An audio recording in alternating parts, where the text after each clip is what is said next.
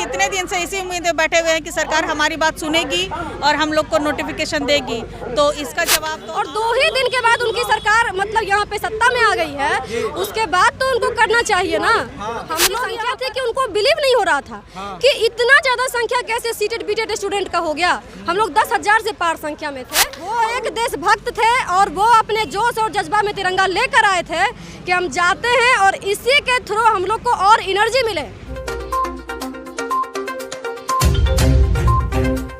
नमस्कार, आप देख रहे हैं सिटी लाउड न्यूज़। मैं अनुज कुमार अभी मौजूद हूँ गर्दनी बाग धरना स्थल पे और यहाँ पे आप देख सकते हैं कि 7वां चरण प्राथमिक शिक्षक बहाली को लेकर यहाँ पे धरना पे लोग बैठे हुए हैं, यहाँ पे आंदोलन कर रहे हैं और ये आंदोलन 4 नवंबर तक अनिश्चितकालीन आंदोलन बताया जा रहा है। मैडम, हाँ, तो आप लोग ये सीटेट बीटेट को लेकर जो धरना पे बैठे हैं, क्या मतलब कि कब तक लग रहा है कि सरकार मांग को पूरी कर लेगी? सर, ये सवाल हमसे क्या पूछ रही है सर? जवाब आप सरकार से पूछ के हम लोग के लिए ला दीजिए, क्योंकि हम लोग इतने दिन से इसी उम्मीद में बैठे हुए हैं कि सरकार हमारी बात सुनेगी और हम लोग को नोटिफिकेशन देगी, तो इसका जवाब तो आप लोग हम लोग के लिए बेहतर उपलब्ध करा सकते हैं सर। यही तो क्वेश्चन है कि कब तक दे देंगे।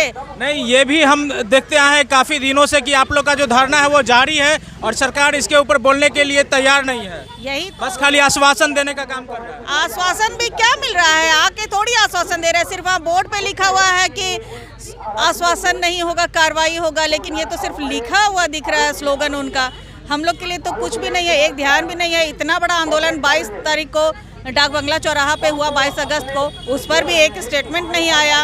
और कभी तो तेजस्वी जी का आता है कि हम लोग को पता नहीं है कि सीटेड बीटेड अभ्यर्थी धरना भी दे रहे हैं, तो जान के अनजान बन रहे हैं। तो करना तो उन्हीं को है, हम लोग को तो जो भी देंगे वही देंगे, नोटिफिकेशन जारी वही करेंगे। तो हम लोग तो याचक हैं, जिस दिन वो देंगे हम लोग अपने घर चले जाएंगे। और नौकरी क्या लगता है कि सरकार ये शिक्षा में रोजगार देने के लिए जो अभ्यर्थी हैं उनके साथ में एक बर्ताव किया जा रहा है, ऐसा कि कुछ लोगों को नियुक्ति पत्र बांटा जा रहा है दूसरे डिपार्टमेंट के, लेकिन शिक्षा विभाग के जो लोग हैं उनको नहीं दिया जा रहा है नियुक्ति पत्र? शिक्षा विभाग में शायद बड़ी संख्या में हम लोग स्टूडेंट हैं जो कि अभ्यर्थी हैं, जो नौकरी करने वाले हैं, इसलिए इधर ध्यान नहीं दे रहे हैं। जहाँ छोटे छोटे बहाली होनी है उधर ध्यान दे रहे हैं, लेकिन शिक्षक अभ्यर्थी पे ध्यान नहीं दे रहे हैं। लेकिन उनको देना चाहिए, इसलिए कि अगर हम लोग शिक्षक बनते हैं तो बिहार का जो नवनिहाल जो बच्चा है जो सरकारी स्कूल में पढ़ते हैं उन लोग को अच्छे टीचर नहीं मिल पा रहे हैं, तो अगर हम लोग वहाँ जाएंगे तो अच्छा से पढ़ा पाएंगे और बिहार का भविष्य भी चमकेगा।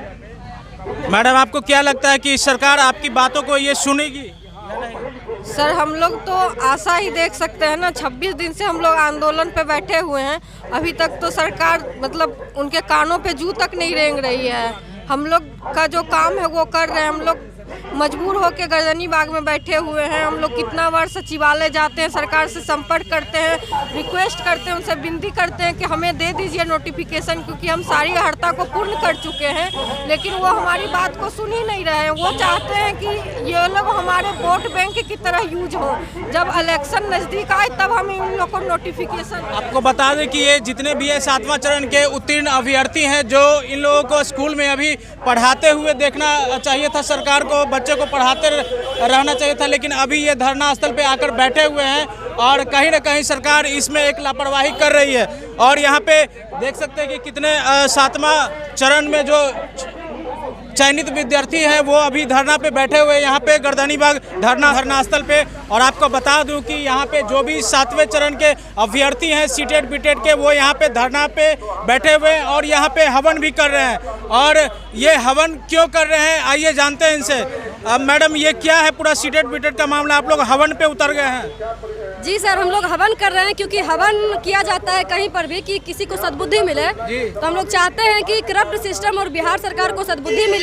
और वो जो हम युवाओं का मैटर 3 साल से लटका रखे हैं, 7th फेज प्राइमरी नोटिफिकेशन, वो अविलंब जो कहते हैं कि हम अति शीघ्र जारी कर रहे हैं। ये कितने सालों से चल रहा है? सर, 3.5 साल से चल रहा है। 3.5 साल सरकार आश्वासन खाली दे रही है। सर, आश्वासन भी दे रहे हैं और एक हमें रिटर्न आश्वासन मिला था शिक्षा विभाग के अपर मुख्य सचिव दीपक सर के द्वारा कि आपकी जो 7th फेज का नोटिफिकेशन है वो 26 जुलाई से स्टार्ट हो जाएगा, लेकिन उसके बावजूद भी हम लोग को केवल और केवल आश्वासन देने का काम किया गया है और हम अभ्यर्थियों को बरगलाने का काम किया गया है इस तरीके से कि अब तो घोषणा कर दिया गया है।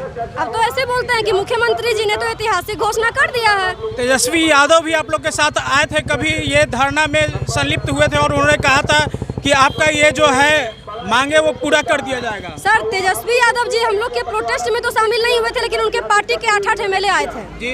और जिस समय वो आए थे उस समय वो यही कहते थे, उनके ऑफिशियल ट्विटर हैंडल से ट्वीट किया गया है कि बार बार शिक्षक नियुक्ति का मुद्दा जो है इसको लटकाया नहीं जाए और हम होते तो हम अति शीघ्र करते। तो क्या अभी वो नहीं है? सर उसके 2 ही दिन के बाद उनकी सरकार आ गई है।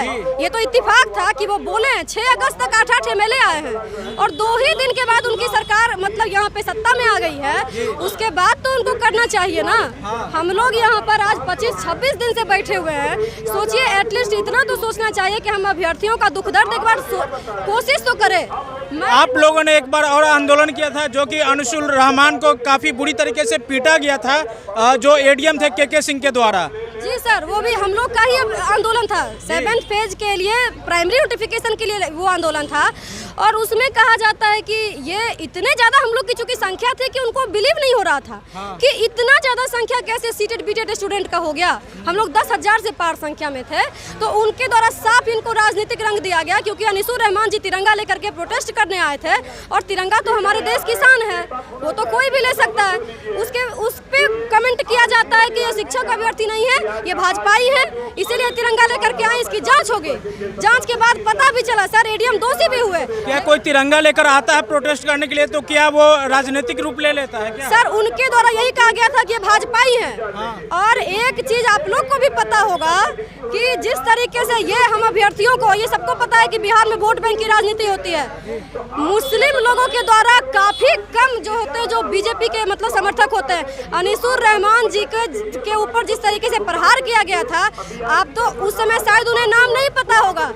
वो एक देशभक्त थे और वो अपने जोश और जज्बा में तिरंगा लेकर आए थे कि हम जाते हैं और इसी के थ्रू हम लोग को और एनर्जी मिले कि हम अपनी बातों को वहाँ रखें। लेकिन उन्हें तक कह दिया गया कि ये लोग जो हैं ये भाजपाई हैं और उसके बाद भी ना तो एडीएम पे कोई ठोस कार्रवाई किया गया और ना ही हमारा नोटिफिकेशन आया है। जो आपका एक जेन्युइन मांग था उसको एक डाइवर्ट कर दिया गया पॉलिटिकल मुद्दा लेकर। बिल्कुल सर, और अभी भी यही किया जा रहा है। अभी भी कहते हैं कि शिक्षक अभ्यर्थी नहीं है। जो एक्चुअल शिक्षक अभ्यर्थी वो घर में बैठे हैं, ये लोग सब जो हैं इनका मतलब जो है ये लोग भाजपाई हैं और ये लोग की जांच होगी तो सर जांच कीजिए, हम लोग अपना सर्टिफिकेट दिखाते हैं आपको। लेकिन आप हम अभ्यर्थियों के जिंदगी के साथ छलावा बंद कीजिए, क्योंकि 3-3.5 साल कम नहीं होता है। आप ये चुनाव नहीं है कि आप 5 वर्षीय योजना बना रखे हैं। तो अभी फिर इलेक्शन भी आने वाला है, तो आपको क्या लगता है कि जितने भी अभ्यर्थी हैं सीटेड बीटेड के या बीपीएससी के सभी कोई रोड पे आ चुके हैं, सरकार का ये कैसा नीति है? सर यही तो सोचना चाहिए ना कि वो जो कहते हैं कि ये सीटेड बीटेड वाले जो अभ्यर्थी हैं ये भाजपाई हैं, कल तो बीपीएससी वाले आपके खिलाफ उतरे हैं, वो भी भाजपाई हो गए। कभी आपके खिलाफ बिहार एसएससी वाले उतरते हैं। सर बहुत ही अच्छा लगा था जब आपने A to Z की बात की थी ना, तो हमें भी बहुत अच्छा लगा था। लेकिन मुझे लगता है कि आपने इस बात को सही प्रूफ किया है किस मैटर में कि चाहे बीपीएससी वाले हो, चाहे बिहार एसएससी वाले हो, चाहे सीटेड वाले हो, चाहे एस्टेट वाले हो, सब पर बराबर लाठियां चलाई जाएगी।